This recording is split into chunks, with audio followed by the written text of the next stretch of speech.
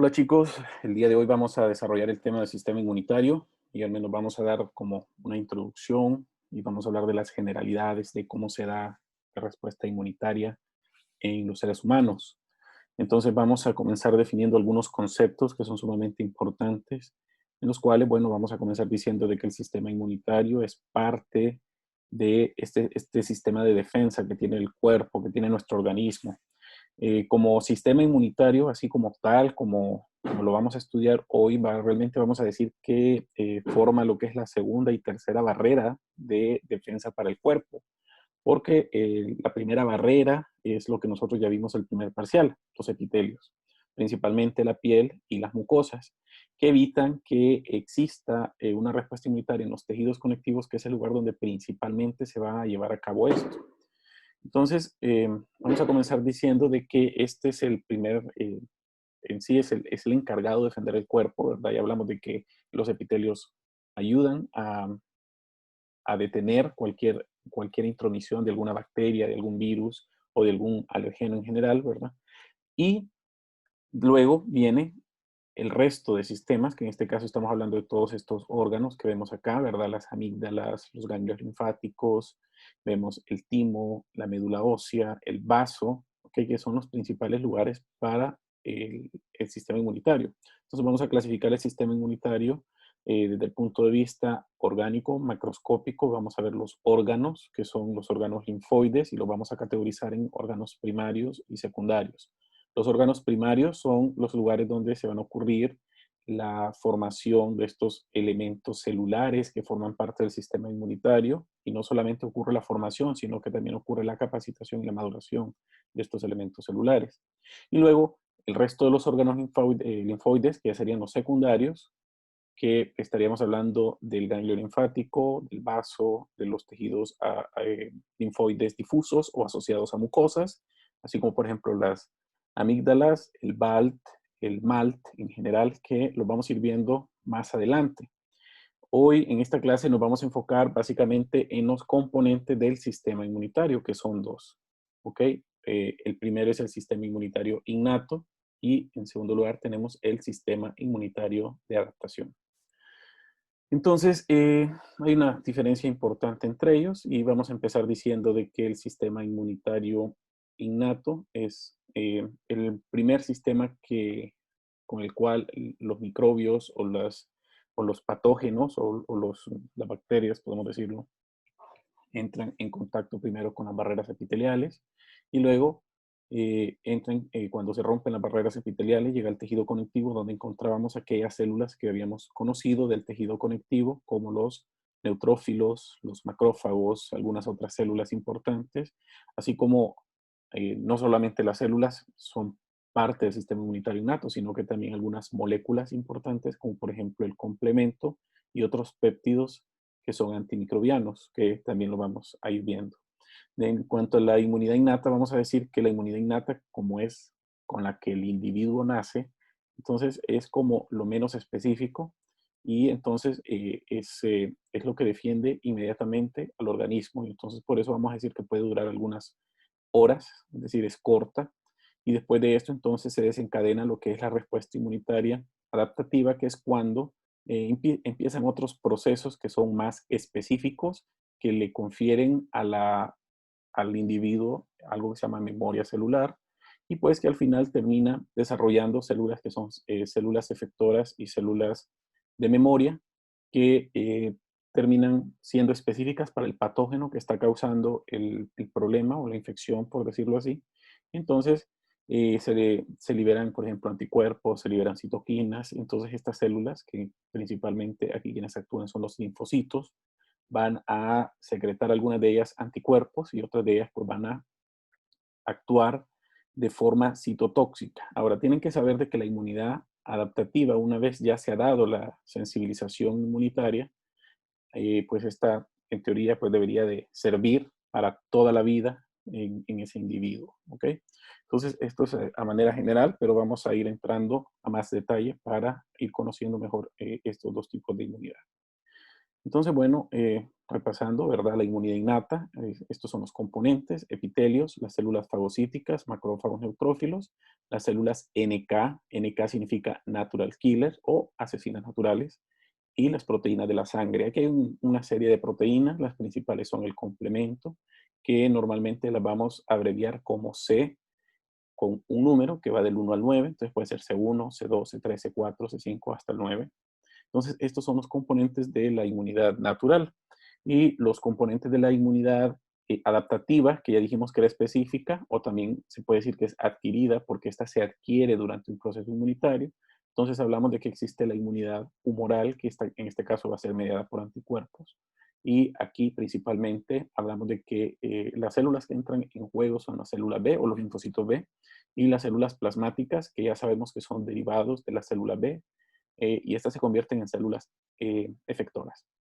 Y luego tenemos la inmunidad celular, que en esta pues hablamos de los linfocitos T o las células T, que en este caso pues van a tener también funciones de memoria y funciones efectoras que como vamos a ir conociendo más adelante. Ahora, en cuanto a la inmunidad adaptativa o adquirida, vamos a decir de que la podemos adquirir a través de dos vías. Una vía que se llama inmunidad pasiva, que, bueno, esto es lo que explica el mecanismo de las vacunas, por ejemplo, cuando a nosotros desde chiquitos nos están transmitiendo, por ejemplo, anticuerpos a través de una solución, se nos inyectan anticuerpos, entonces de esa manera nosotros ya hemos sido inmunizados o sensibilizados, porque, por ejemplo, bueno, cuando nacemos nos ponen vacunas como por ejemplo la del tétano, o, o, bueno, no inmediatamente después de nacer, pero sí de pequeños, o en general, ¿verdad? Algunas de estas vacunas pues nos ayudan a que ya tengamos estos anticuerpos y que cuando llegue el virus, estos anticuerpos puedan atacar el virus. Entonces, por eso decimos que es pasiva porque no se ha desarrollado la enfermedad, sino que simplemente nos están pasando o nos están dando de estos anticuerpos. O en otras ocasiones también podemos recibir intraútero anticuerpos maternos, que estos se transfieren al feto a través de la barrera placentaria. Recordemos de que hay algunas inmunoglobulinas que pueden atravesar la barrera placentaria y pueden llegar a la circulación fetal. Y estas específicamente son las inmunoglobulinas G, que son las que le dan una respuesta prolongada a los individuos. Así como también podemos obtener inmunidad pasiva a través de la inyección de antitoxinas, en este caso, bueno, un ejemplo claro es la difteria. Cuando nos inyectan antitoxinas, nos están inyectando en una parte digamos así, de una bacteria que no genera una respuesta inmunitaria, pero sí genera anticuerpos. Perdón, en este caso, no se está desarrollando la enfermedad, sino que solamente se está desarrollando una respuesta inmunitaria que va a generar anticuerpos. Entonces, cuando volvamos a tener contacto con esa bacteria o con ese germen, entonces ya vamos a tener anticuerpos que van a atacar este germen, ¿verdad?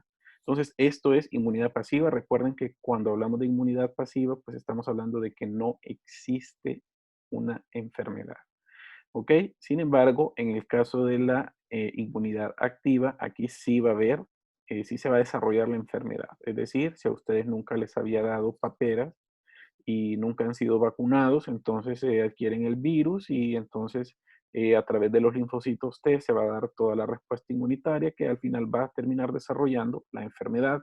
Y después de desarrollar la enfermedad, como ya tuvo contacto con los antígenos, se van a desarrollar anticuerpos para combatir futuras infecciones. Es decir, esa es la razón por la cual solamente nos podemos enfermar una vez de ciertos virus, ¿verdad? Así como, por ejemplo, el virus del dengue, el virus de la influenza, etcétera, entre otras opciones. Entonces, hablando específicamente del sistema inmunitario de adaptación, perdón, el sistema inmunitario innato, vamos a decir que es un sistema completamente inespecífico y es un sistema que está a la puerta, ¿verdad? Es decir, se abren los epitelios, o se dañan los epitelios, y entonces las células que están inmediatamente abajo son las que se encargan de responder a estos daños causados por bacterias o por otros microorganismos. Entonces, las células que forman parte de este sistema innato son principalmente los neutrófilos, que tienen la capacidad de fagocitar, así como también tienen la capacidad de crear especies reactivas de oxígeno y de nitrógeno, que estas son sustancias sumamente tóxicas que causan daño a las membranas celulares y entonces destruyen las membranas celulares de estas bacterias o estos microorganismos. Por lo tanto, pues esta es la forma en cómo causa la destrucción de estos microorganismos. Es decir, una bacteria, por ejemplo, ha entrado, tiene contacto con el neutrófilo y este lo fagocita la bacteria, y la bacteria posteriormente en estas vesículas de los fagosomas y endosomas se une con lisosomas y generan entonces estas especies reactivas de oxígeno. Asimismo, también se sintetizan otros péptidos que se llaman péptidos antimicrobianos, que estos se pueden liberar a- a la matriz celular, y al tener contacto con los patógenos o los microorganismos, entonces los destruye. Algo muy similar hace el macrófago, también es una célula fagocítica, puede fagocitar a través de la formación de fagosomas y después uniones con un lisosoma. Y aparte de eso, el macrófago tiene una capacidad muy importante, que es la síntesis de mediadores inflamatorios. Y eso quiero que lo subrayen. El macrófago es sumamente importante porque es uno de los principales actores en la vía de la señalización de toda esta respuesta inmunitaria. También otra cosa que quiero que subrayen es que el macrófago también tiene la capacidad de realizar lo que se llama presentación de antígeno.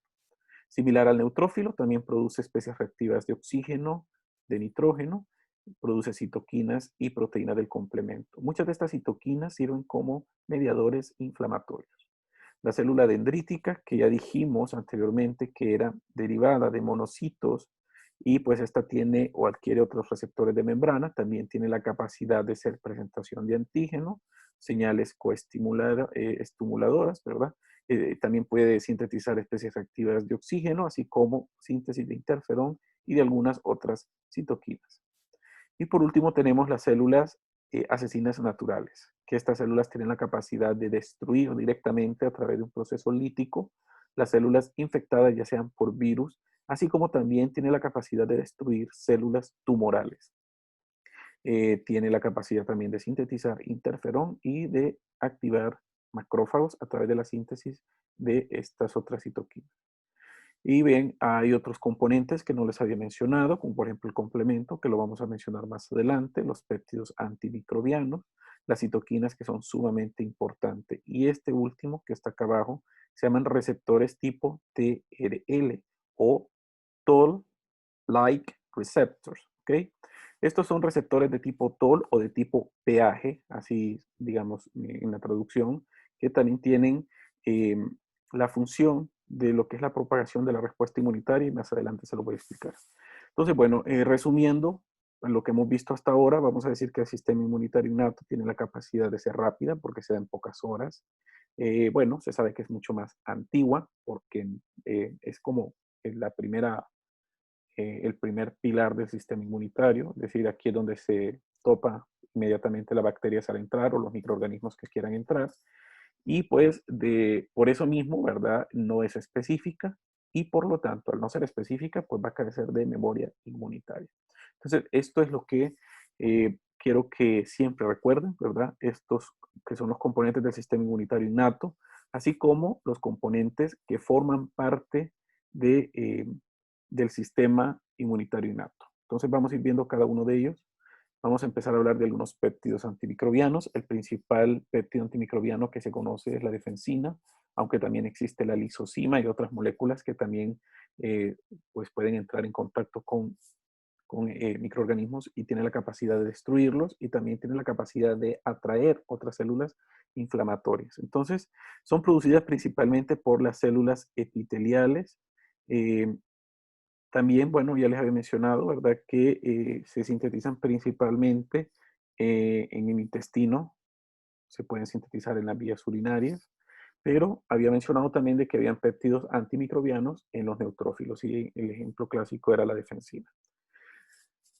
Bueno, luego tenemos el complemento. El complemento es una serie de proteínas que se encuentran diluidas en el plasma sanguíneo, y estas van a atacar directamente microbios, que estos microbios usualmente están circulando en la sangre, y entonces al atacarlos, estas moléculas del complemento que ya les mencioné, que son moléculas que usualmente se nombran con la letra C mayúscula y luego con números que van del 1 al 9, estas se unen a la membrana de la célula o de la bacteria o del virus o de lo que sea que quieran atacar y entonces va a formar algo que se llaman complejos de ataque de membrana o estos complejos MAC, que lo que hacen es que dañan la membrana de las células a través de un proceso que se llama opsonización. ¿Ok? La opsonización entonces es cuando, por ejemplo, una bacteria se cubre completamente por moléculas del complemento y entonces al cubrirse daña la membrana de esta bacteria, entonces termina matando la bacteria.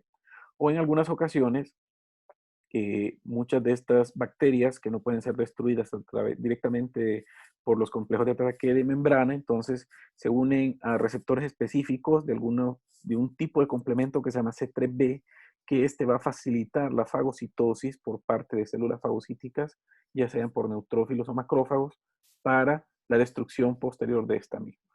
Entonces, estas son las funciones general, ¿verdad? La lisis del complemento, que ya dijimos que esto es a través de la formación de estos MAC o de estos complejos de uniones de membrana, ¿verdad? Que la destruyen, rompen la membrana, forman una especie de poros que hacen que se pierda el balance dentro de la célula. Este proceso que se llama opsonización, que también ya se los mencioné, que es cuando una bacteria, por ejemplo, es cubierta completamente por este S3b y luego este es fagocitado. ¿Ok? Así como puede causar lisis de células dañadas o de células infectadas o de bacterias o en general cualquier otra alteración, puede generar también activación de una reacción inflamatoria a través de una serie de procesos, ¿verdad? Así como por ejemplo la desgranulación de los mastocitos, ¿verdad? La extravasación de las células, etcétera, ¿verdad? Todo eso tiene que ver con la activación de la respuesta inflamatoria. Y una última función del complemento es la depuración de los inmunocomplejos. Cuando ya se han formado estos inmunocomplejos, es decir, que ya se unieron inmunoglobulinas, que se llaman, o que nosotros las vamos a conocer ahorita como anticuerpos, a varios de estos antígenos, muchos de estos son cubiertos también por complemento. Entonces, al ser cubiertos por complemento, el complemento lo lleva a las células fagocíticas para posteriormente estas sean fagocitadas y destruidas. Entonces, de esa manera los destruye. Entonces, bueno, aquí vemos esto es lo que les había mencionado del MAC. Aquí está todo, es una cascada molecular en la cual todo inicia con el C3 para inducir, bueno, no solo la degranulación del mastocito, sino que la formación de estos que serían los complejos de ataque de membrana que permiten la formación de estos canales que causan una pérdida de la homeostasis de la célula o de la bacteria o de lo que esté ocurriendo para una posterior citólisis o destrucción celular.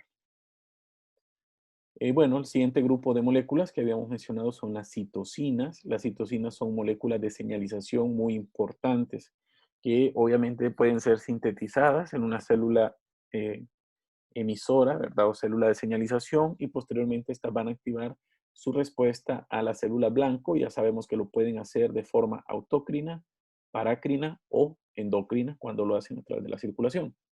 Hay varios tipos de citoquinas. En general, solamente les voy a mencionar estas aquí, ¿verdad? Las linfocinas, las monocinas, las adipocinas y las interleucinas.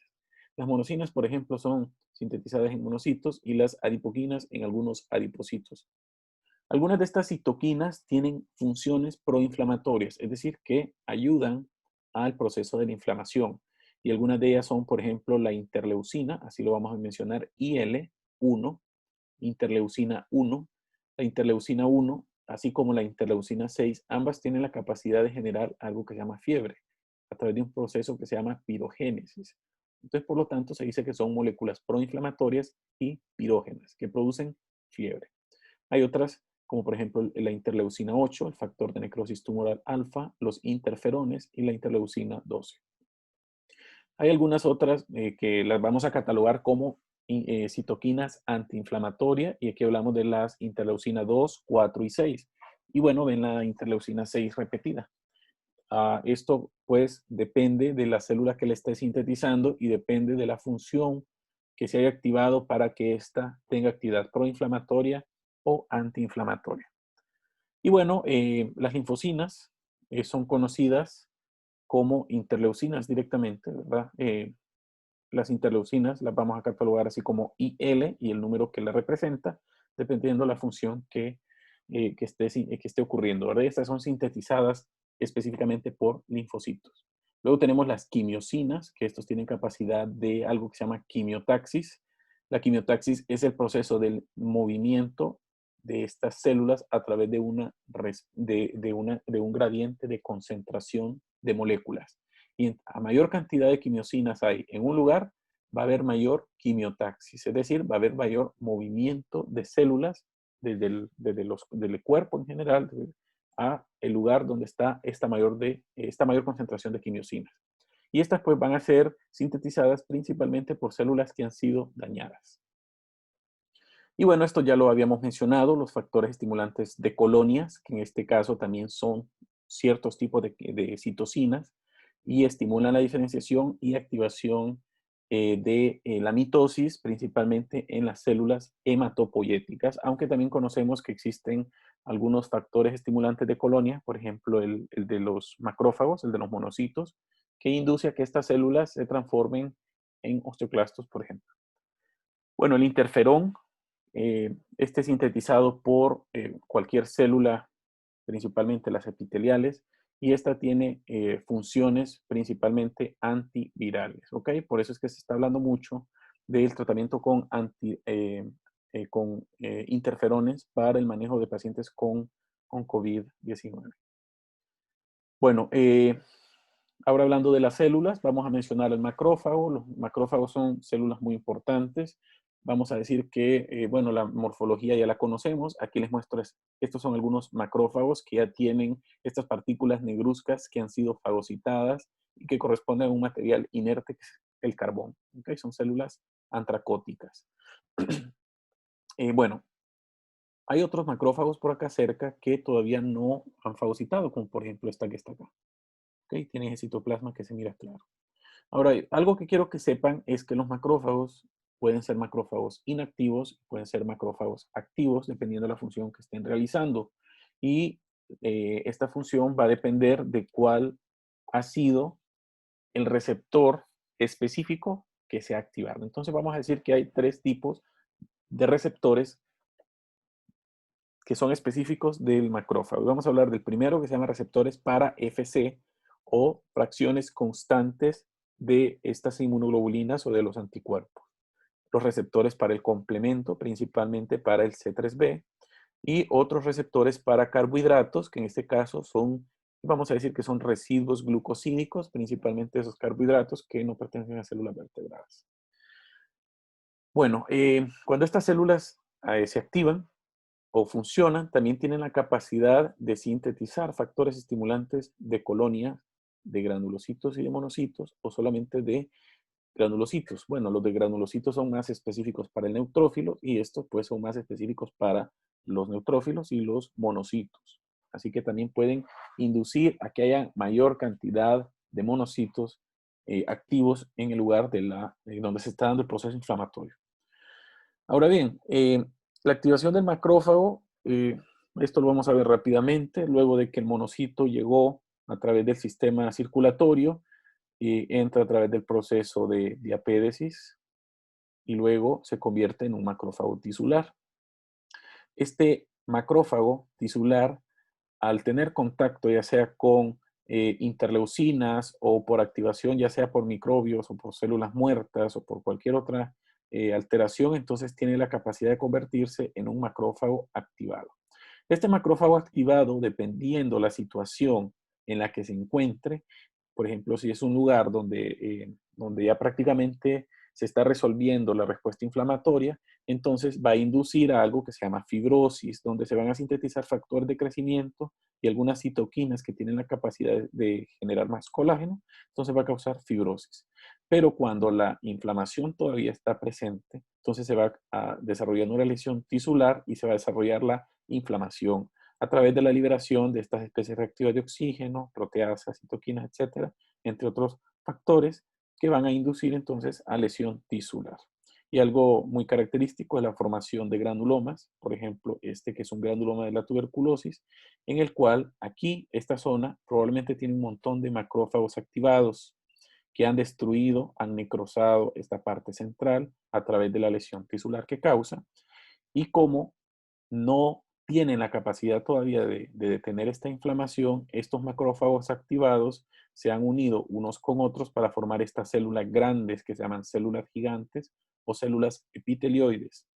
¿Por qué se llaman epitelioides? Porque si las viésemos más de cerca, probablemente tuviesen forma eh, de células epiteliales, ¿ok? Al igual que todas estas células que se encuentran aquí hacia la periferia. Entonces, así se mira un monocito normal, es decir, un monocito circulante. Vean ustedes que tiene prácticamente todos los organelos que hemos mencionado. Los filópodos son muy cortos, o los pseudópodos, vamos a decir. Y en el caso de los macrófagos, cuando ya están activados, hay mayor cantidad de fagosomas. Estos incluso se miran por microscopio óptico. Y los filópodos o pseudópodos son mucho más largos. Incluso también estos se pueden visualizar como una especie de ribete o de borde en cepillo que rodea a estas células cuando lo vemos por microscopía óptica. Bien, las siguientes células que vamos a mencionar hoy son los neutrófilos. Estas se encargan específicamente de la destrucción de bacterias. Entonces, ¿cómo la va a destruir?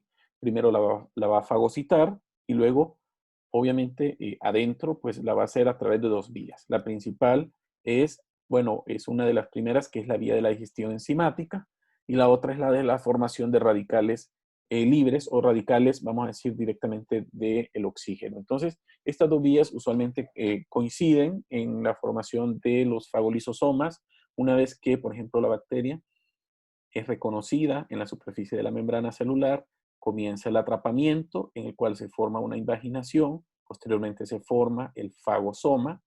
Este fagosoma comienza a unirse con estos lisosomas, entonces se va a formar lo que ya conocemos como fagolisosoma. Adentro de este fagolisosoma comienza esta respuesta de formación de radicales libres que a través de oxígeno se van a formar todos estos radicales libres que van a atacar directamente la célula y que junto a estas enzimas que se encargan de la digestión, o que sabemos que son enzimas hidrolíticas, pero aquí la principal enzima que interviene en la degradación de bacterias se llama mieloperoxidasa, así como también la lisozima, que también es un péptido antimicrobiano. Entonces, cuando esto ocurre, se da lo que es la muerte y posteriormente la degradación de estas células, o en este caso de las bacterias. Entonces, por eso vamos a decir que los neutrófilos son las principales células que aparecen en la etapa inicial de toda respuesta inflamatoria. Perdón. Entonces, vamos a decir que el neutrófilo es la primera célula que aparece en la respuesta inflamatoria, siendo más o menos apareciendo, vamos a decir así, en las primeras 24 horas, pero posteriormente, después de 48 horas, prácticamente ha disminuido. Y una vez se han retirado los neutrófilos, vemos que los macrófagos pues toman el papel fagocítico de los neutrófilos y continúan hasta el cierre de la respuesta inflamatoria. Entonces, por eso la principal célula inflamatoria de las respuestas inflamatorias agudas es el neutrófilo. Y aquí lo vemos, estos de acá son neutrófilos que están en el músculo, en este paciente que sufrió un infarto agudo de miocardio. Aquí vemos el músculo, vemos los eritrocitos extravasados y los neutrófilos. Y esto es lo que ocurre después, que ya son las lesiones crónicas, que es lo que queda después de que ocurre la lesión aguda, que en este caso quedan básicamente macrófagos activados, fagocitando los restos de fibras musculares que aquí se miran destruidas. Y bueno, esto ya es adelantándonos un poco a patología. Bueno, las células NK son unas células muy similares a los linfocitos, principalmente T, que son citotóxicos porque tienen funciones citotóxicas muy similares. Estas células, cuando las vemos, parecen linfocitos, pero que son linfocitos grandes. Otra diferencia que tienen con las células T es que estas no necesitan entrar al timo para madurar, sino que lo hacen directamente en la médula ósea. Y estos emplean marcadores inespecíficos que son reconocidos, ¿verdad?, para la célula blanco, y lo hacen a través de varias vías. Una de las principales es esta citotoxicidad mediada por anticuerpos, es decir, una célula, por ejemplo, una célula que está infectada por un virus o una célula tumoral en general, es reconocida por anticuerpos circulantes, entonces se une al receptor de la célula natural killer y posterior a ello viene el proceso de citotoxicidad que más adelante les voy a mencionar. También existen otros receptores activadores de células natural killer, ¿verdad? A través de los procesos de citólisis, en el cual, en este caso, se van a reconocer moléculas de histocompatibilidad tipo 1, que las vamos a escribir así, MHC1, molécula de histocompatibilidad tipo 1, y entonces al no reconocer una molécula de histocompatibilidad tipo 1, ¿verdad? O al no existir en una célula tumoral, entonces las células natural killer directamente van a destruir esa célula. ¿Qué quiere decir? Que una célula de nuestro cuerpo no tenga un modelo de histocompatibilidad de tipo 1. Quiere decir de que esa célula o no pertenece o está mutada. No pertenece a nosotros o es una célula que ha sufrido una mutación. Muchas células tumorales hacen eso. Cuando se muta su genoma, entonces dejan de producir modelos de histocompatibilidad, tienen contacto con las células natural killer y estas tratan de destruirlas. Obviamente los tumores son demasiado grandes para la cantidad de células natural killer, entonces un tumor no puede ser destruido por activación de natural killer. Bueno, también tiene la capacidad de, a través de mitosis, convertirse en células efectoras, que en este caso van a sintetizar citoquinas. Algunas de ellas son la interleucina 12, interleucina 15, interleucina 18 y interferón 1, ¿verdad? Que son algunos ejemplos de moléculas que puede producir una célula natural killer cuando se convierte en una célula efectora. Y bueno, esto es lo que, perdón, esto es lo que ocurre cuando cuando se une, por ejemplo, una célula natural killer a una célula enemiga, ya sea a través de un proceso de unión de fracción constante de inmunoglobulina o a través de un modelo de histocompatibilidad no reconocido, estas células natural killer van a comenzar a sintetizar proteínas que reciben el nombre de perforinas. Estas perforinas se van a incrustar en la membrana celular de la célula enemigo y van a generar unas especies de poros. Y no solamente va a ser uno. Después de liberar las perforinas, van a liberar una gran cantidad de granzimas y estas granzimas son enzimas digestivas que van a entrar a través de estos canales o estos poros que generan las perforinas y van a terminar induciendo a que la célula enemigo entre en un proceso de muerte celular programada o apoptosis, como usted ya lo conoce.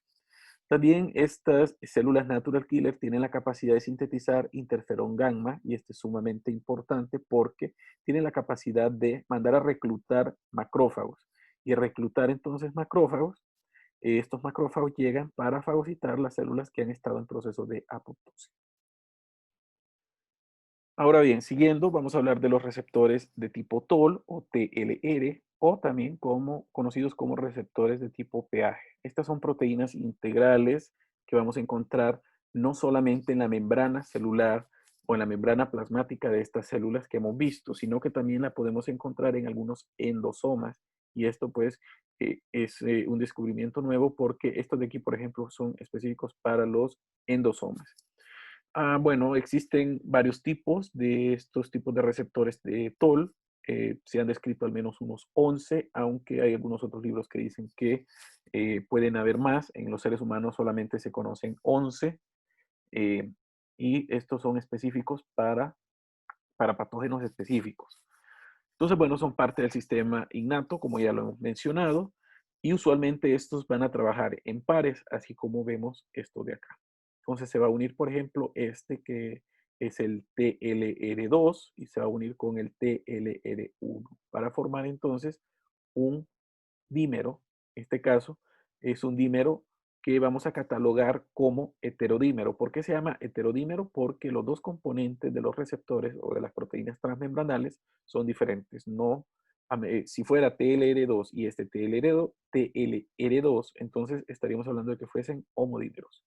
Entonces, muchos de ellos actúan así, en forma de heterodímeros, otros de ellos actúan en forma de homodímeros para inducir a una respuesta inmunitaria. Y vamos a ver cómo esto funciona. Entonces, cuando se une una proteína desconocida, por ejemplo, un ARN de un virus que no es conocido, o una célula afectada, por ejemplo, alguna partícula de carbohidrato que es desconocida para el organismo, entonces esta comienza a desarrollar una serie de patrones moleculares que va a terminar siendo específica para el patógeno, ¿ok?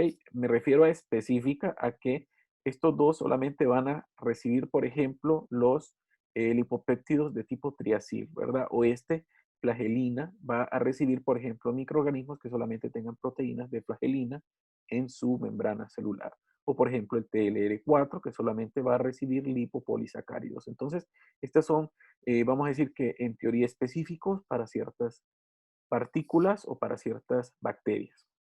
Entonces, al final, después de desencadenar toda esta serie o este patrón molecular intracelular, a terminar activando los factores nucleares que se llaman factor nuclear KD o KB, kappa B, ¿ok? Que al final va a terminar regulando o modulando la reacción inmunitaria a través de la síntesis de citoquinas por parte de esta célula en donde se encuentran estos receptores tipo TOL.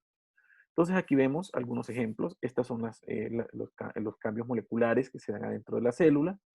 Por ejemplo, este es un heterodímero que siempre se van a unir a una molécula periférica, que es una proteína periférica que se llama MYD88. Aquí la vemos, ¿verdad? A excepción del TLR3, que lo hace a través de otra vía de TRIF, que no vamos a profundizar. Y entonces, como les decía al final, actuaban en la formación de estos factores nucleares kappa B que terminaban sintetizando, por ejemplo, citoquinas inflamatorias que van a favorecer el proceso de la inflamación o en el caso de algunas situaciones, pues se va a inhibir el proceso inflamatorio. Esto, como les digo, eh, ahorita, como lo estamos viendo de manera general, pues puede ser un tanto complejo y un tanto inespecífico.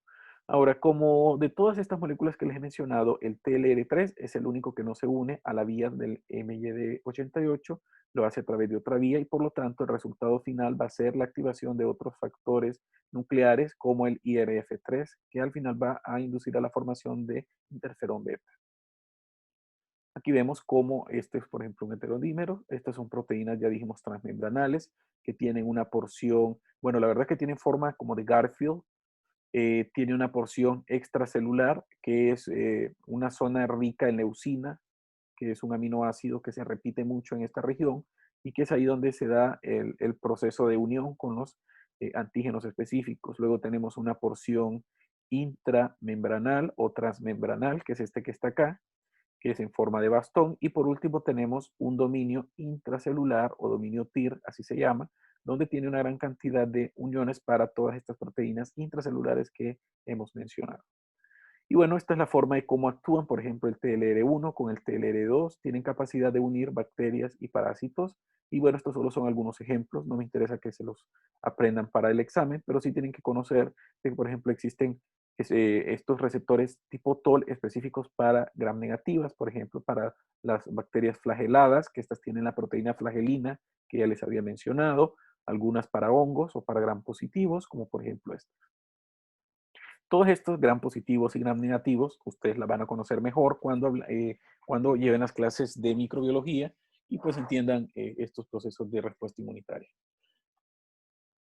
Y bueno, aquí vemos que los víricos o estas partículas víricas son reconocidas en estos receptores tipo TOL que se encuentran en los endosomas, ¿verdad? Entonces, por eso en el compartimiento interno se puede dar el reconocimiento también de partículas virales. Bueno, esto es un pequeño resumen, ¿verdad? Básicamente es lo mismo que ya les había mencionado atrás, solo para que sepan de que hay una función, vamos a decir, semi-específica para cada uno de estas parejas de receptores de pH. Ahora bien, con eso hemos terminado la primera parte, que es el eh, sistema inmunitario innato. Ahora vamos a hablar del sistema inmunitario adaptativo y a diferencia del otro vamos a decir que sí es específico y puede generar otras características que también quiero que recuerden muy bien. Entre ellas que, bueno, tiene la capacidad de la especificidad, eso ya lo mencionamos, diversidad, que para un antígeno se puede suscitar una respuesta inmunitaria específica, memoria, que para este antígeno específico va a ser recordado a través de un proceso que se llama memoria inmunitaria y pues entonces al cuerpo no se le va a olvidar que esta bacteria o que este virus ya estuvo en el organismo. Y también otra característica importante es que tiene, o digamos que en teoría debería de reconocer lo que es lo propio de lo ajeno. Porque si no se reconoce lo propio de lo ajeno, aquí es donde aparecen algo que se llaman enfermedades autoinmunitarias. Y estas enfermedades autoinmunitarias pues es cuando el sistema inmunitario no tiene la capacidad de reconocer los antígenos propios del organismo. Ahora bien, existen otras características que más adelante vamos a ir conociendo, por ejemplo, la expansión clonal, que a partir de una célula que entró en contacto, que es una célula específica, van a sintetizarse o van a producirse a través de mitosis otra gran cantidad de células que también tienen estas características. Y así como también la capacidad de contracción y homeostasis a través de todo el proceso de respuesta inmunitaria. Bueno, las células que participan en el sistema inmune adaptativo son principalmente los linfocitos T, linfocitos B, los macrófagos y las células presentadoras de antígeno. Estas células sintetizan citoquinas. En general, vamos a decir que estas citoquinas se liberan en respuesta a que estas células han entrado en contacto con antígenos, ¿verdad? O han sido estimuladas para que éstas puedan liberar estas citoquinas, ¿verdad? A través de estos antígenos. Entonces, bueno, el sistema inmune adaptativo, vamos a decir de que puede ser de dos tipos, ¿verdad? Puede ser un sistema inmunitario humoral o puede ser un sistema inmunitario celular. El sistema inmunitario humoral, en este se encarga principalmente, o la célula que tiene el principal papel funcional a este nivel es el linfocito B, porque al final va a terminar sintetizando anticuerpos o inmunoglobulinas. Y luego tenemos reacción inmunitaria celular, en la cual aquí quienes van a actuar preferiblemente van a ser los linfocitos T. Entonces va a haber una respuesta citotóxica que va a desencadenar o que va a llevar, mejor dicho, a la destrucción de las células que estén dañadas. Entonces, bueno, regresando a la reacción inmunitaria humoral, vamos a decir de que al reconocerse una partícula extraña o una partícula o un antígeno que se desconoce por parte de nuestro sistema inmunitario, esto va a estimular a una secuencia compleja de reacciones que va a terminar sintetizando anticuerpos o produciendo inmunoglobulinas. ¿Ok? Estas inmunoglobulinas posteriormente se van a unir a esta sustancia extraña, ¿ok? O a este antígeno y van a, a, a que las células que tienen funciones especializadas van a inducir a que se destruyan estas células extrañas, ¿verdad? Las células o los microorganismos o las células que, que el microorganismo, pues, perdón, que nuestro organismo no conoce. Y también vean ustedes que en algunas ocasiones se pueden también dañar las células propias, ¿verdad? Cuando hablábamos de sistemas de autoinmunidad. Entonces, esto es en resumen lo que ocurre, la inmunidad humoral. Vemos que existe primero una célula B. Esta célula B ya tiene en su membrana celular estos que se llaman inmunoglobulinas de superficie. Entonces, vamos a decir que es una célula virgen porque no ha entrado en contacto con ningún antígeno. Entonces, esta célula virgen ya tiene capacidad inmunitaria porque ya posee los receptores de membrana. Y estos receptores de membrana lo vamos a entender mejor cómo se desarrollan, dónde se desarrollan y por qué se desarrollan. Esto, pues, cuando ya una célula tiene estos receptores de membrana, quiere decir que esta célula es madura y que ya tiene la capacidad de convertirse en una célula efectora o en una célula de memoria. Entonces, bueno, tenemos que la célula B entra en contacto con un antígeno X y esta célula B se va a convertir entonces en una célula B de memoria que va a recordar este antígeno o se va a convertir en una célula plasmática que va a sintetizar anticuerpos específicos en contra de este antígeno. Por el otro lado, en el caso de la inmunidad celular, hay un proceso sumamente importante que se da después de que el macrófago ha destruido lo que ha fagocitado y viene algo que se llama presentación de antígeno. Y esta presentación de antígeno se la hace a una célula que se llama célula TH o T helper, que tiene en su membrana celular marcadores que se llaman marcadores CD4, que son sumamente importantes.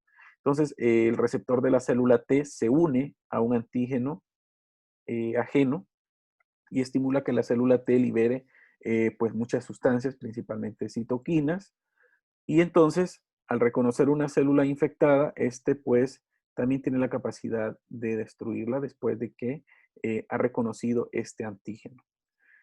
Bueno, entonces al liberar esta sustancia, vean ustedes que puede incentivar a las otras células B a que estimule a la diferenciación en mayor cantidad de células B de memoria y células plasmáticas.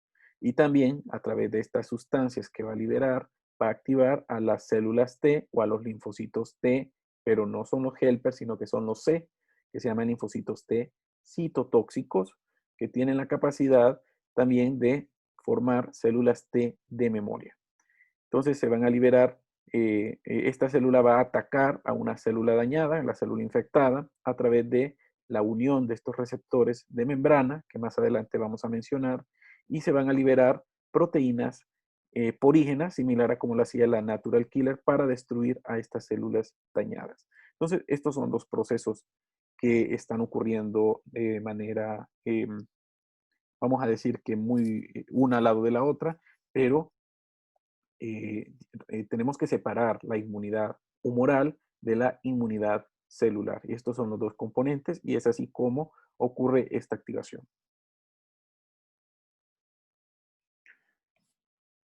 Entran en juego entonces varios conceptos. ¿Ok? Estos conceptos yo quiero que los memoricen muy bien y que no los vayan a olvidar y que no los vayan a confundir. El primero es el famoso inmunógeno.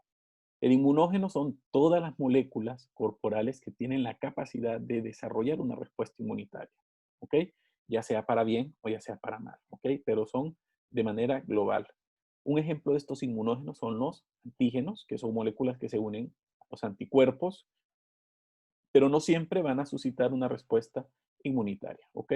Estos antígenos puede ser, por ejemplo, un antígeno propio de nuestro cuerpo que se una a a una inmunoglobulina y que ésta pues reconozca que es propia del cuerpo y la suelte y la libere. Entonces, esa es una unión inestable. Estos antígenos en su membrana celular, perdón, en su estructura molecular, tienen áreas específicas de unión que reciben el nombre de epítopo, ¿ok? Los epítopos entonces son fracciones del antígeno que reaccionan con el anticuerpo o con el receptor de las células T determinantemente, ¿verdad? De los determinantes antigénicos, ¿verdad? Así, este es el área, por ejemplo, aquí les pongo un ejemplo de esta es una partícula viral de la influenza, que tiene una serie de proteínas de superficie. Aquí vemos algunos ejemplos, nada más solo para que vean, la hemaglutinina, neuraminidasa, el M2, ¿verdad? Y aquí tenemos las ribonucleoproteínas hacia la parte interna.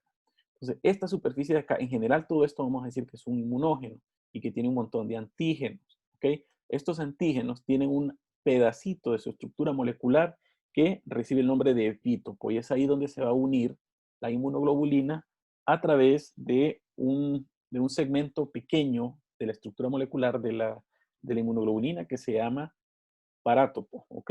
El parátopo es un fragmentito de las fracciones variables de las inmunoglobulinas que más adelante vamos a mencionar. Y bueno, como está de moda el coronavirus, ¿verdad? Tenemos que saber de que la estructura molecular del coronavirus es muy similar a la al- a la en general de todos estos virus. Siempre tienen una especie de cápside, ¿verdad? O de membrana proteica que tiene lípidos y pues aquí tiene estas proteínas que son proteínas, se le llaman proteínas spike. Estas proteínas spike o en forma de espinitas es la que le generan o la que le dan el nombre o la apariencia, mejor dicho, de corona, como que si fuese una corona. Estas proteínas sirven como antígenos. Si nosotros estudiáramos más específicamente ¿verdad? Ya tenemos el concepto de un anticuerpo, ya sabemos que un anticuerpo es una inmunoglobulina, casi siempre tienen esa forma de Y, así como lo ven ahí. Y bueno, tenemos un inmunógeno, ¿verdad? Que en este caso es el coronavirus. Luego tenemos aquí estas rojitas que se ven ahí, son las proteínas Spike, que es el lugar donde se van a unir los anticuerpos. Recordemos de que no se están uniendo en toda la parte roja, es decir, no se están uniendo en toda la proteína Spike, sino que son un pedacito específico que, bueno, aquí tenemos el antígeno, ¿verdad? Es el antígeno, es toda la proteína Spike, pero en esta proteína spike, cuando la vemos más de cerca, vemos que hay residuos, que son estos de acá, que es el lugar donde se van a unir los anticuerpos. Entonces, esta zona de acá recibirían el nombre de epítopos. Y bueno, aquí vemos cómo estos epítopos reciben a las inmunoglobulinas, ¿ok? Cuando ya tenemos una bacteria llena de inmunoglobulinas o de complemento en su defecto, ¿ok? Este proceso recibe el nombre de opsonización. Aquí vemos algunas partículas de polen y esta es, vamos a decir, una bacteria. Ahora bien, viene el concepto súper importante de célula virgen. Estas son células que usualmente se encuentran en reposo o en estado G-out o G0, que necesitan unirse a un antígeno para poder activarse y proliferar y sintetizar otras células, ¿verdad? En este caso estaríamos hablando de las células de memoria y las células plasmáticas, por ejemplo, o efectoras. Entonces, al haber un estímulo antigénico, ese antígeno se va a unir a esa proteína de membrana, que en este caso es la inmunoglobulina de superficie, o si fuese un linfocito T, va a ser un receptor de células T. Entonces, esta célula virgen se va a diferenciar, ya sea una célula de memoria o en una célula efectora. Y esto dependiendo, ¿verdad?, a la estimulación de los receptores para el determinante antigénico. Estas células tienen la capacidad de dividirse por mitosis y puede formar de una miles y miles y miles de millones, si es posible, y formar células idénticas que reciben el nombre de células clonas o solamente clonas. Lo mismo las células efectoras. Entonces, esto es bien importante que recordemos la selección y expansión clonal, y esto lo hace, bueno, las células activadas. Una vez que se han activado, vemos que las células B pueden ser células plasmáticas, y estas células plasmáticas tienen la capacidad de producir y liberar anticuerpos. Entonces, la célula activada de la célula B recibe el nombre de célula plasmática. Y en el caso de las células T, pues se llaman células T activadas o células T efectoras que secretan citoquinas, y estas también pueden destruir directamente a las células extrañas o a las partículas alteradas en el organismo. Las células de memoria son simplemente células que ya reconocen ese antígeno, pero en ese momento no se han convertido en células efectoras, sino que se quedan dormidas esperando una probable respuesta secundaria. Entonces, estas van a interactuar con antígenos específicos porque presentan receptores de inmunoglobulinas de superficie para la célula B o receptor de células T para, obviamente, las células T. Entonces no siempre, en este caso, no van a suscitar una respuesta inmunitaria hasta que son estimuladas nuevamente, ¿ok? Entonces, bueno, por eso vamos a decir que existe una primera exposición, que en este caso, por ejemplo, si a alguno de ustedes nunca les ha dado varicela, por ejemplo, eh, que es un ejemplo clásico y que yo creo que o a muchos nos ha dado o algunos ya tienen la vacuna. Entonces, puede ser de que antes de que nos dé la varicela, nosotros no tengamos memoria para ese virus. Entonces, la primera exposición lo que hace es que llegue el virus, se une a estas células vírgenes y luego las convierte en células efectoras o en células de memoria para formar, obviamente, por otro lado, células de memoria que van a quedar dormidas, y luego las otras van a sufrir expansión clonal para atacar en ese momento a la varicela.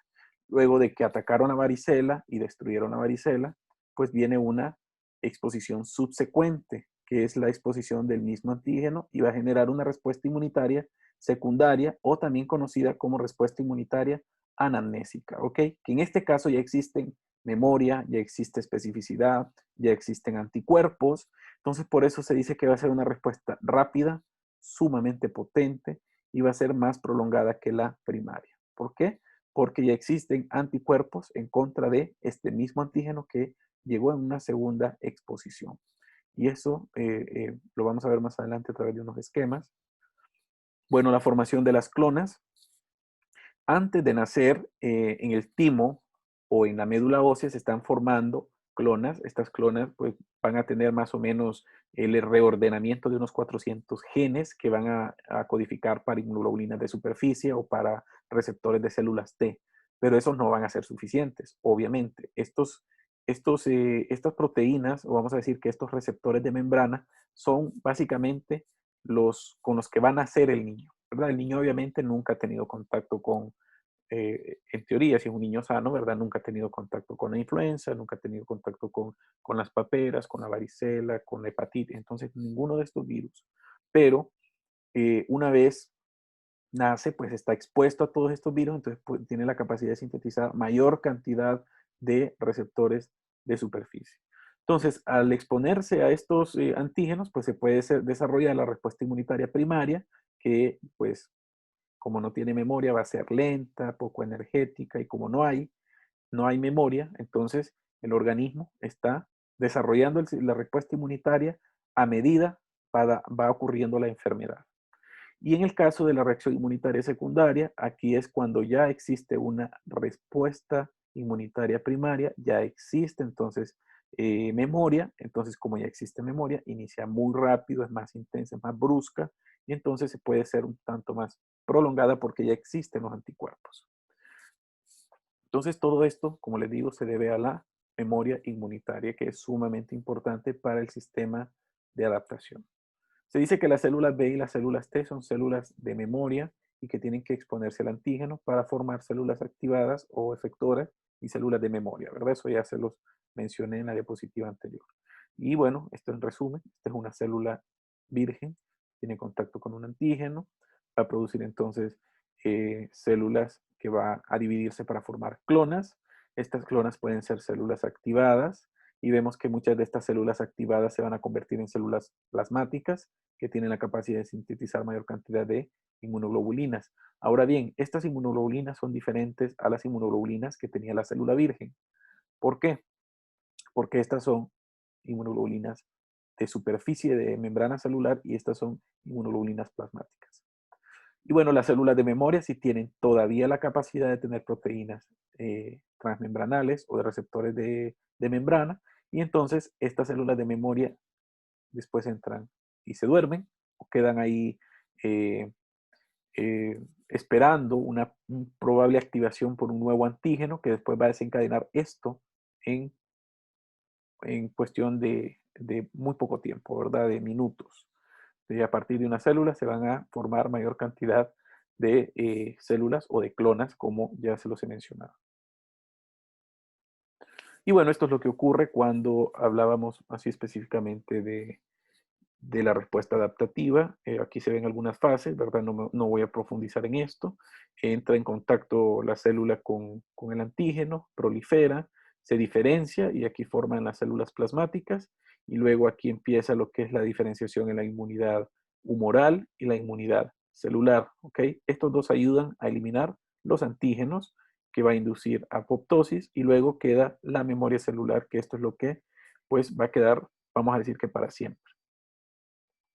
Entonces, bueno, este descenso de esta cantidad o de esta masa de células que son específicas para el antígeno que desencadenó esta respuesta inmunitaria es lo que conocemos como descenso o homeostasis, que también es otra característica del sistema inmunitario adaptativo. Ahora bien, existen una serie de conceptos que son sumamente importantes y que tienen que ver con la tolerancia inmunitaria. En este caso, pues las moléculas propias eh, pues pueden ser reconocidas como moléculas propias o no.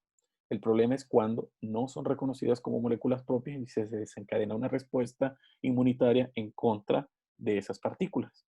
Y vamos a ver algunos casos. Por ejemplo, normalmente en un órgano linfoide primario, ya sea el timo o la médula ósea, se está dando lo que es el proceso de la selección de las clonas. ¿Cómo se van a seleccionar estas clonas? Ya sean células B o células T, estas tienen que ser probadas con receptores, ¿verdad? Propios de nuestra célula. Cuando una célula de esta ya es madura, por ejemplo, si es una célula B, ya va a tener inmunoglobulinas de superficie, o si es una célula T, ya debe de tener receptor de células T. Entonces, ¿qué va a ocurrir?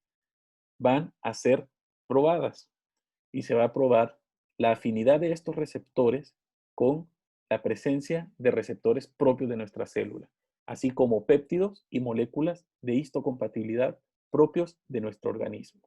Entonces, cuando estas células forman uniones que son de baja afinidad para moléculas de histocompatibilidad y para antígenos o péptidos propios, entonces estas se liberan fácilmente de estas uniones celulares y pueden ser enviadas a órganos periféricos o al torrente sanguíneo o, ¿verdad?, a cualquier otro órgano, obviamente a ejercer sus funciones inmunitarias.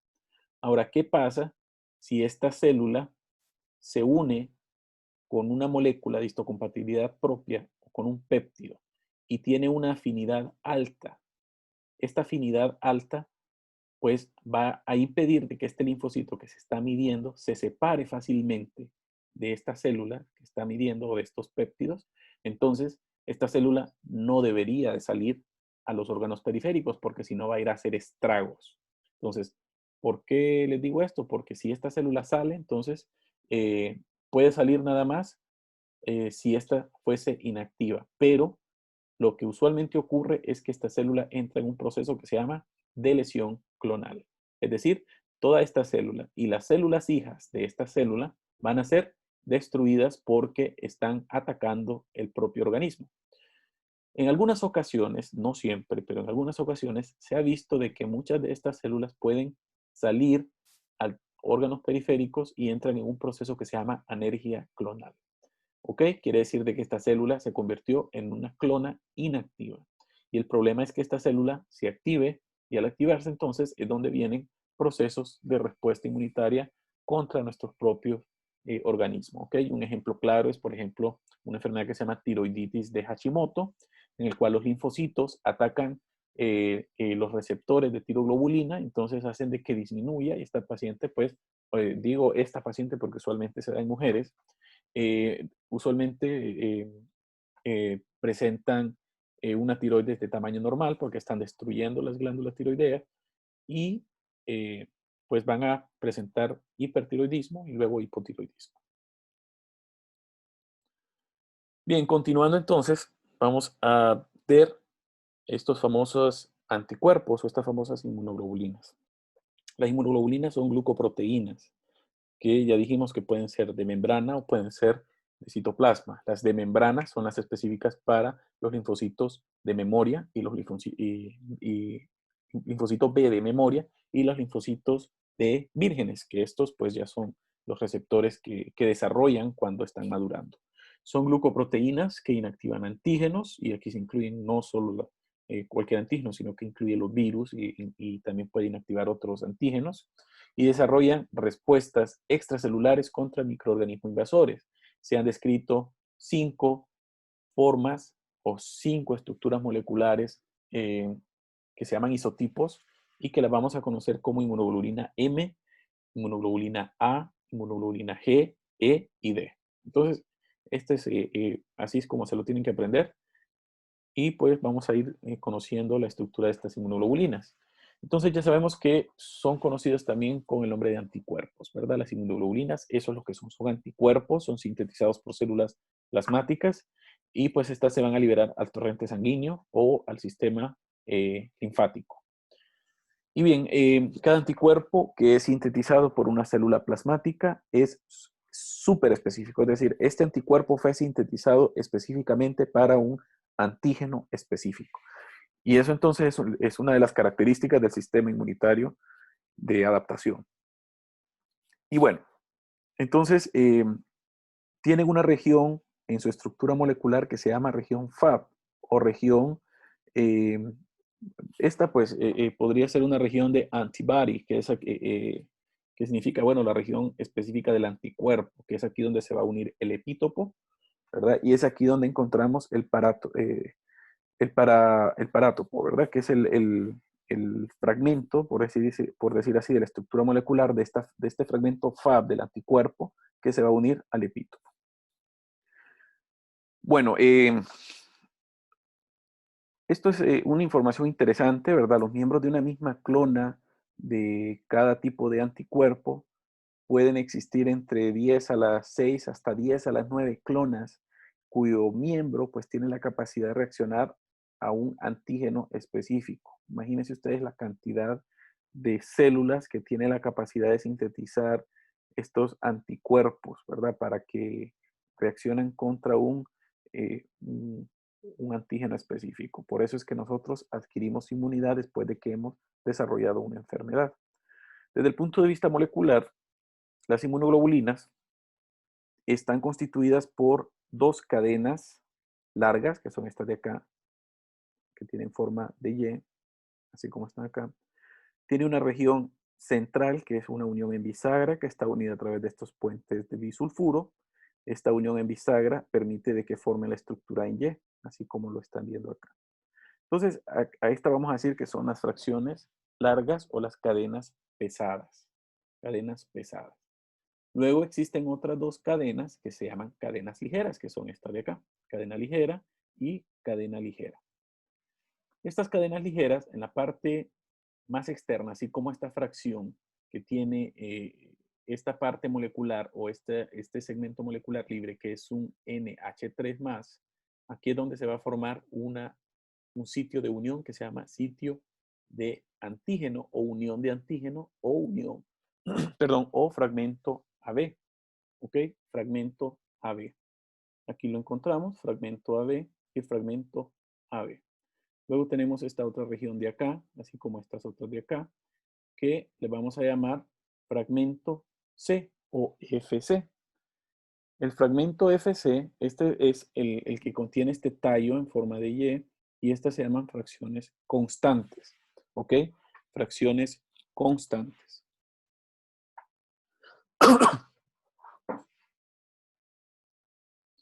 Estas fracciones constantes son importantes porque es aquí donde se encuentra el sitio de unión para el receptor. Para el receptor de la fracción constante que mencionamos al inicio, que lo encontrábamos en neutrófilos y en monocitos. ¿Okay? Bien, como esta parte de acá, la fracción AB, la fracción del anticuerpo, esta es la fracción que le va a dar la variabilidad a las inmunoglobulinas. Es decir, si existe una fracción AB específica para un epítopo de la influenza, entonces esta de aquí va a ser, desde el punto de vista molecular, diferente a otras. Entonces va a ser específica para esta influenza. Y bueno, esos son las cadenas terminales, que es ahí donde se va a unir las moléculas que estén captando, que estén adhiriendo, ¿verdad? Ese es el fragmento AB, así como lo ven ahí. Y lo demás aquí, esto es el fragmento C, FC. Bueno, como les decía, existían 5 tipos de inmunoglobulinas. Estaba la M, la A, la G, la E y la D. Vamos a comenzar a hablar de la inmunoglobulina M. La inmunoglobulina M es sintetizada también por las células plasmáticas, obviamente, ¿verdad? Esto ya lo hemos mencionado, pero también la podemos encontrar en forma monomérica. ¿Qué quiere decir monomérica? Que solamente se va a unir una de estas cadenas a la superficie de la célula B. ¿Ok? Pero normalmente, cuando no está en la superficie de la célula B y está libre, se va a formar esto que es un pentámero. ¿Ok? Un pentámero quiere decir que está unido a través de estos enlaces, que son enlaces bisulfuro y una cadena J central, y va a formar entonces la unión de 5 estructuras de inmunoglobulina M, así como las ven acá. Y cada una de estas, aquí dijimos que tiene una fracción FAB, que está a este nivel, y que aquí es donde va a permitir la unión a los antígenos o los epítopos que ustedes pues ya conocen, ¿verdad? Ya hemos mencionado. Entonces, hay algo muy importante que tienen que saber de la inmunoglobulina M y que este es el primer isotipo de inmunoglobulina que se va a sintetizar en la respuesta inmunitaria primaria. Esta ya no se sintetiza así en grandes cantidades en la respuesta inmunitaria secundaria, porque esta es la que empieza, ¿verdad?, a sintetizarse después de que se está reconociendo una respuesta inmunitaria. Cuando tenemos un paciente que tiene inmunoglobulina M en su sangre y esta está aumentada, quiere decir que ese paciente está en una fase todavía aguda o subaguda. Por lo tanto, las concentraciones de esta indican de que este paciente está en una enfermedad o en una fase subaguda. ¿Qué pasa si nosotros encontráramos en un paciente inmunoglobulina M para coronavirus SARS-CoV-2? Quiere decir de que ese paciente en este momento está en una fase aguda de la infección por coronavirus, ¿verdad? O en una fase aguda de COVID-19. La otra es la inmunoglobulina A. A diferencia de la anterior, esta la encontramos en forma de dímero, es decir, 2 proteínas, ¿verdad? 2 complejos proteicos, así como los ven acá, y unidos a este nivel por una cadena que se llama cadena J, ¿ok? Representa entre el 10 al 15% del total de la inmunoglobulina y es conocido como el anticuerpo secretor, y esto lo van a subrayar y que no se les olvide. Porque en las superficies mucosas, principalmente en la boca, en la nariz, en el tubo digestivo, en otras regiones del cuerpo, ¿verdad? Que son superficies eh, donde se pueden desarrollar respuestas inmunitarias, encontramos a la inmunoglobulina en forma de dímeros, ¿ok? Así como lo vemos acá. Dos unidos a través de la cadena J y del enlace bisulfuro. Y bueno, cuando este funciona, se rompe, se libera y uno de estos pues es unido al antígeno y luego es llevado al eosinófilo, por ejemplo, o a las células plasmáticas, perdón, o a las células, a los mastocitos en algunas ocasiones, y esto se ayuda a reconocer y a destruir parásitos específicamente, ¿verdad?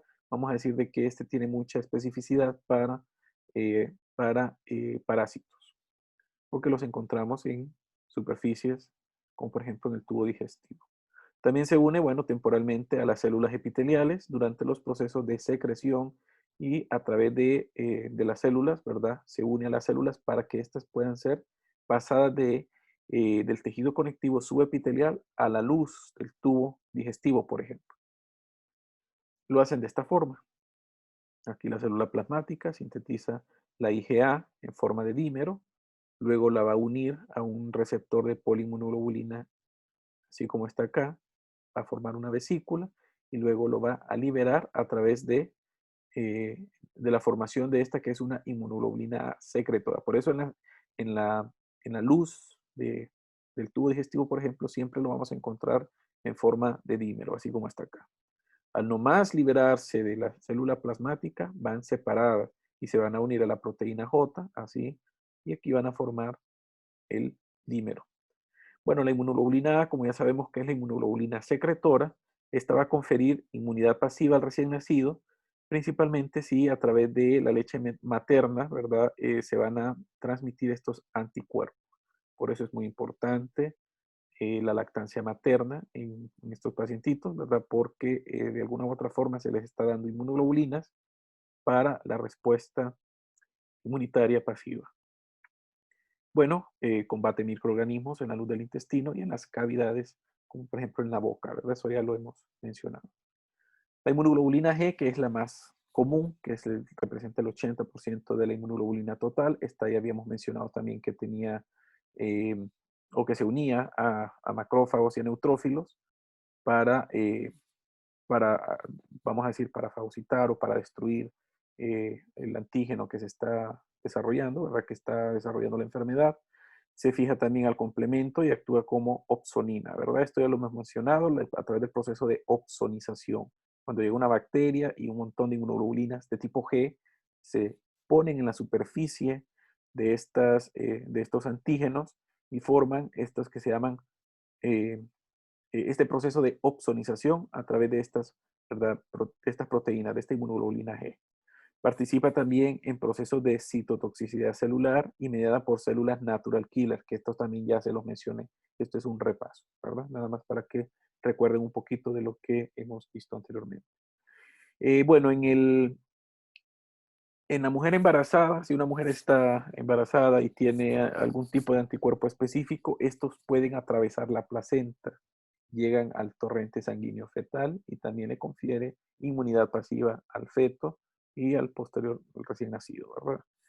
Bueno, hay algo que también tienen que saber y que ya lo hemos mencionado con la inmunoglobulina M, es que aquella estaba presente en la respuesta inmunitaria primaria.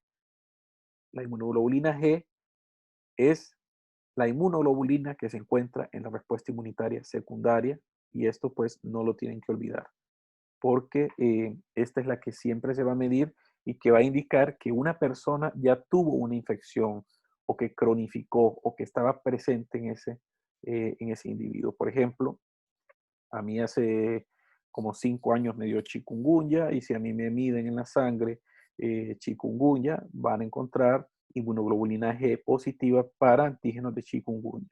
Entonces, estas son formas de determinar si un paciente ya ha tenido o no contacto con alguna enfermedad.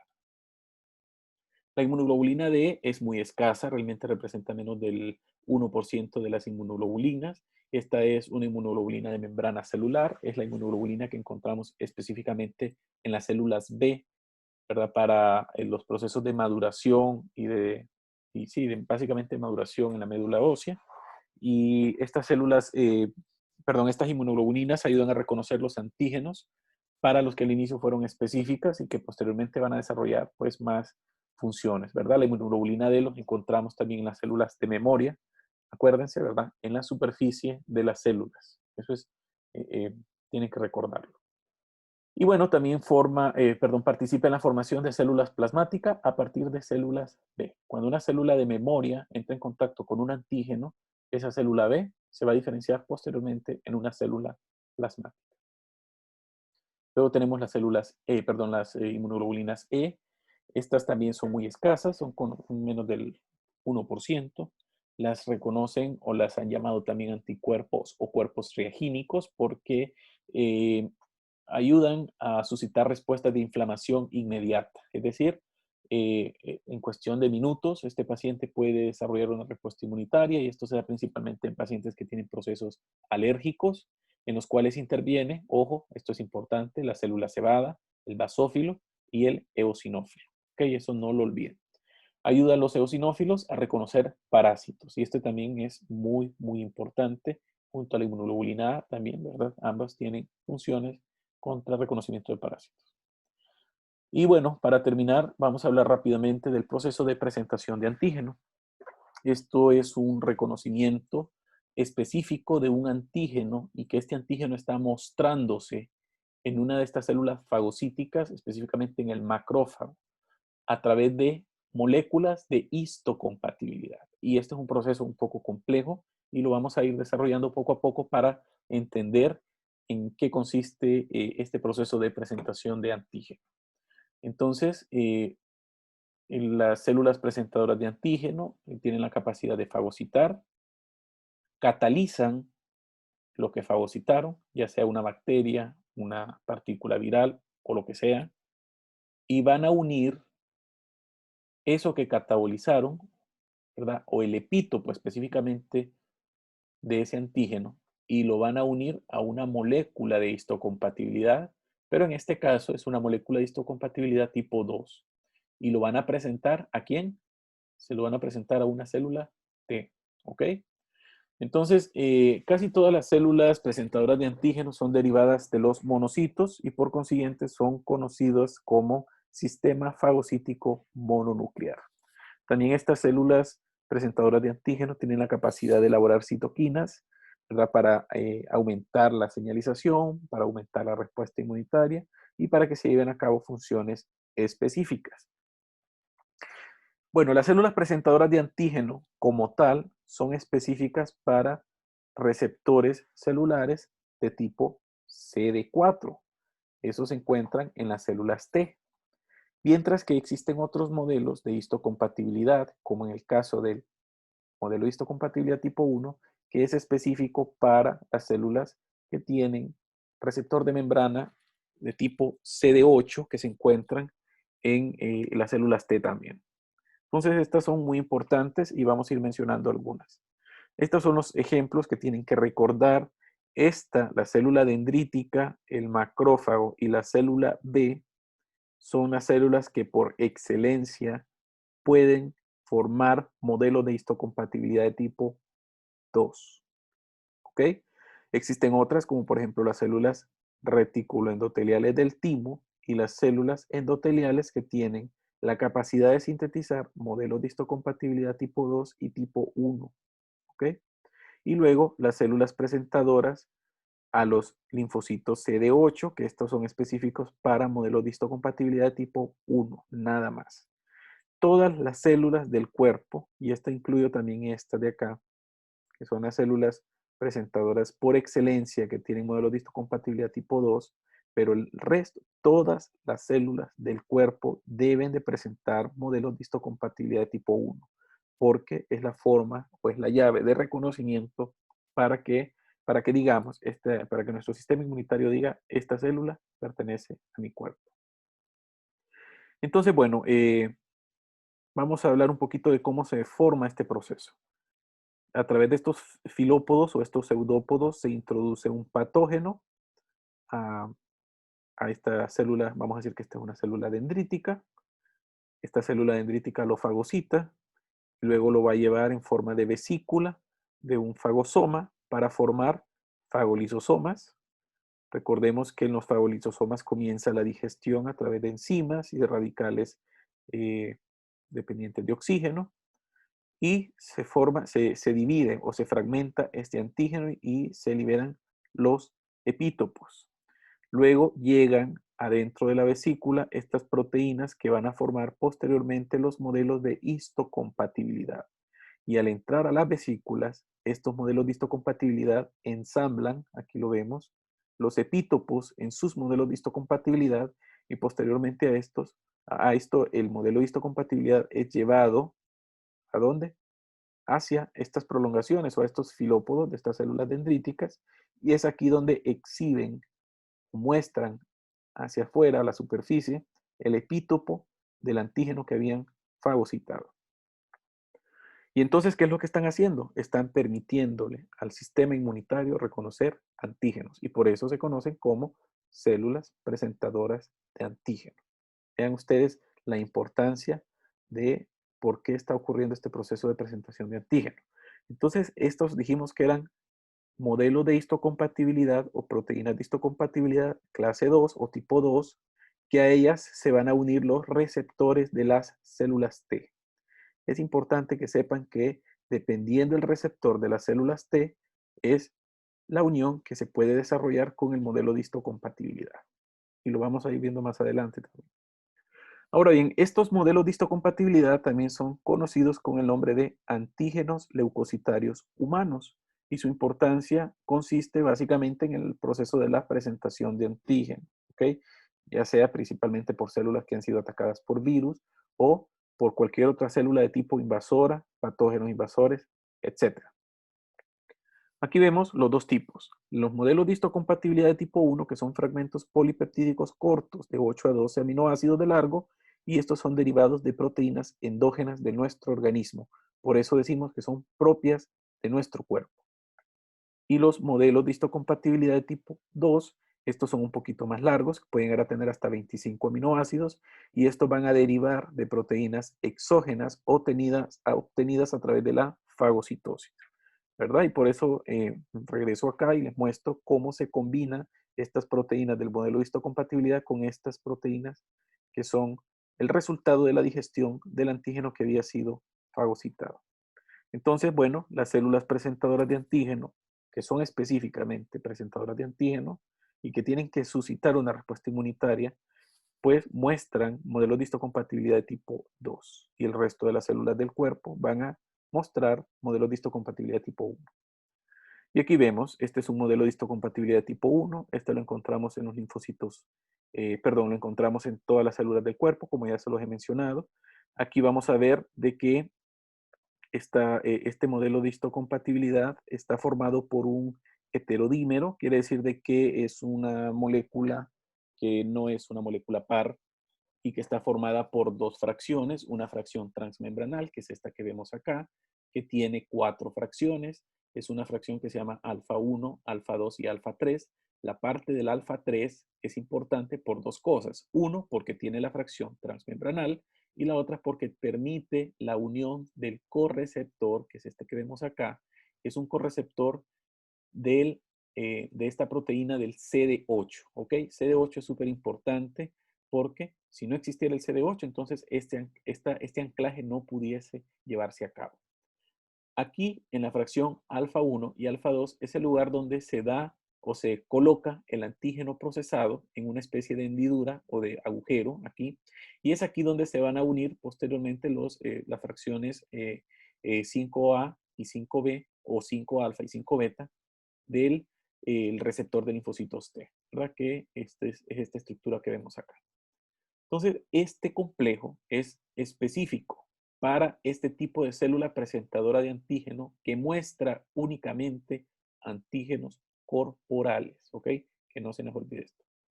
Y bueno, se me había olvidado mencionarles de que el modelo o el complejo de histocompatibilidad de tipo 1 no solamente tenía esta fracción, porque por eso les había dicho que era un heterodímero. Esta era la primera fracción y la segunda fracción es esta que está acá, es esta verde, que es una proteína periférica. Esta no tiene una parte transmembranal, simplemente se encuentra fuera de la célula y recibe el nombre de microglobulina beta 2. ¿Ok? Microglobulina beta 2.